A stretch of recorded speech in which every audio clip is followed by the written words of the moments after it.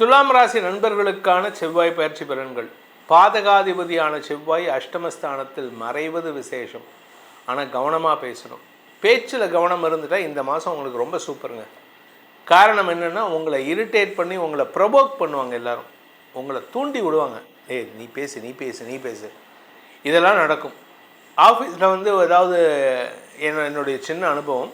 ஒருத்தர் என்ன பண்ணிட்டாரு, கார் டிரைவராக போகிறாரு. இன்னொரு கார் டிரைவர் நீ கேளு அவர்கிட்ட, நம்ம ரூம் தங்குறதுக்கு ரூம் கேளுன்ட்டு.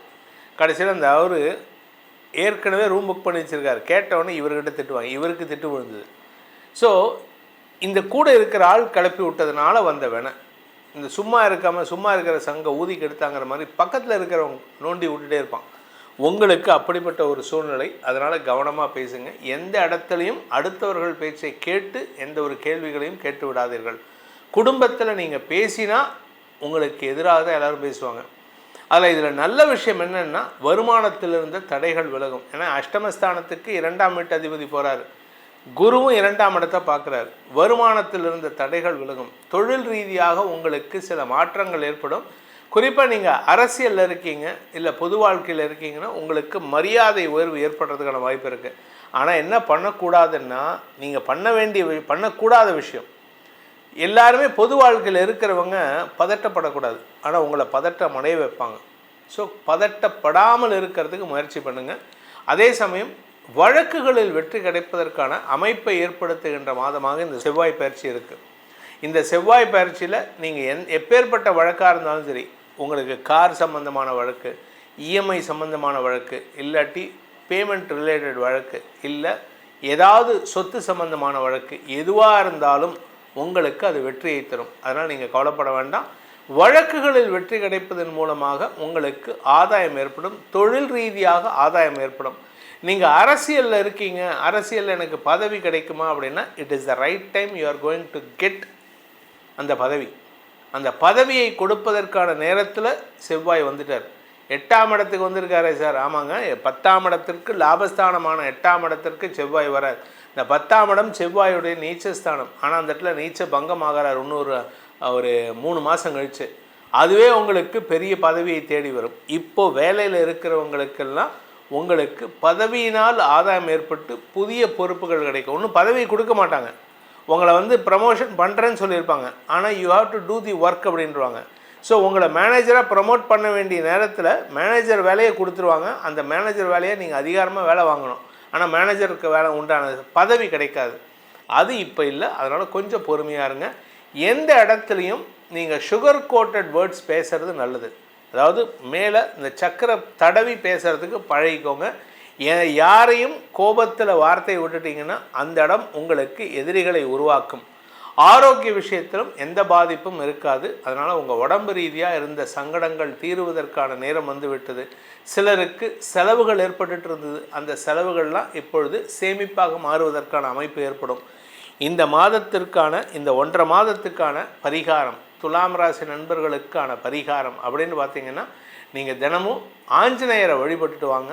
எங்கேயாவது ஒரு காத்தாலேயோ சாயந்தரமோ மத்தியானமோ ஏதாவது ஒரு ஆஞ்சநேயர் கோயில் இருந்ததுன்னா அந்த ஆஞ்சநேயர் கோயிலில் ஒரு 5 நிமிஷம் உக்காந்துட்டு அங்கே வரக்கூடிய குழந்தைகளுக்கு ஒரு 4 குழந்தைகளுக்கு ஸ்வீட், ஒரு சாக்லேட் அதை வாங்கி கொடுத்துட்டு வாங்க.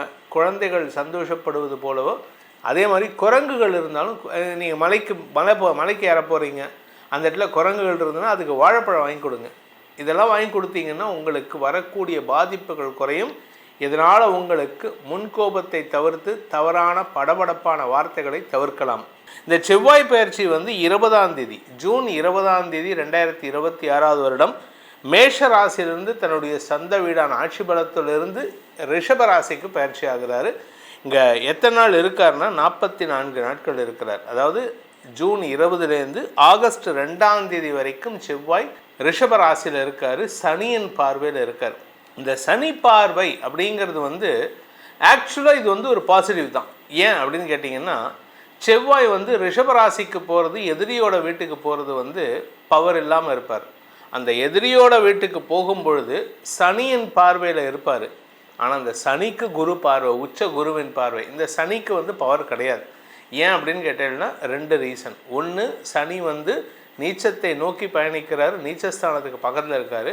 ரெண்டாவது குருவின் வீட்டில் இருக்கார், மூணாவது குருவின் பார்வையில் இருக்கார். ஸோ அந்த இடத்துல சனி வந்து கெடுதல் பண்ண மாட்டார். அப்பேற்பட்ட சனியின் பார்வையில் செவ்வாய் வரதுனால பாதிப்பு இருக்குமா அப்படின்னு கேட்டால் சின்ன சின்ன இஷ்யூஸ் இருக்குமே தவிர பெருசாக உலக அளவில் சண்டைகள் இருக்கிறதுக்கோ உயிர் சேதங்கள் இருக்கிறதுக்கோ வாய்ப்புகள் இல்லை. பட் இருந்தாலும் கவனமாக இருக்கணும். நெருப்பு சம்பந்தமான சில சங்கடங்கள் இருக்கும். இதில் எத்தனை நாள் இருக்காருன்னு கேட்டிங்கன்னா 20/6/2026 முதல் 2/8/2026 வரை கிட்டத்தட்ட 44 நாட்கள் இருக்கார்.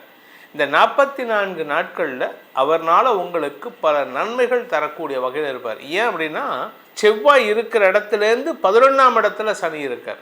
செவ்வாயின் 7ஆம் இடத்துல சனி இருந்து பார்த்தாருன்னா சமசப்தமாக பார்த்தா அதனுடைய பாதிப்பு வேறு. ஆனால் இப்போது சனி வந்து செவ்வாய் இருக்கிற இடத்துலேருந்து 11ஆம் இடத்துலேருந்து பார்க்கறதுனால கெடுபலன்கள் பெருசாக இருக்காது. இதனால் உங்களுக்கு பல மாற்றங்கள் ஏற்படும். இதில் வந்து உலக அளவில் சில புதிய பரிணாமங்கள் ஏற்படுறதுக்கான வாய்ப்பு இருக்குது. புதிய பரிணாமங்கள்னால் alignment of forces will change. அதாவது உலக அளவில் இப்போ ஒரு குரூப் இந்த பக்கம் இருக்குது, ஏ சைடு பி சைடு இருக்குது. இப்போ அலைன்மெண்ட் ஆஃப் எப்படி வந்து மகாபாரதத்தில் வந்து சண்டை நடக்கிறதுக்கு முன்னாடி தர்மர் நட்டனோட மைதானத்தில் போய் நின்றுக்கிட்டு சொல்லுவார், சண்டை ஆரம்பிக்க போகிறது, இந்த பக்கம் இருக்கிறவங்க இந்த பக்கம் கட்சி மாறலாம், இந்த பக்கம் இருக்கிறவங்க இந்த பக்கம் கட்சி மாறலாம் அப்படின்னோடனே ஒரே ஒருத்தர் மட்டும் துரியோதன சைட்லேருந்து மாறினதாக ஒரு ஐதீகம் உண்டு.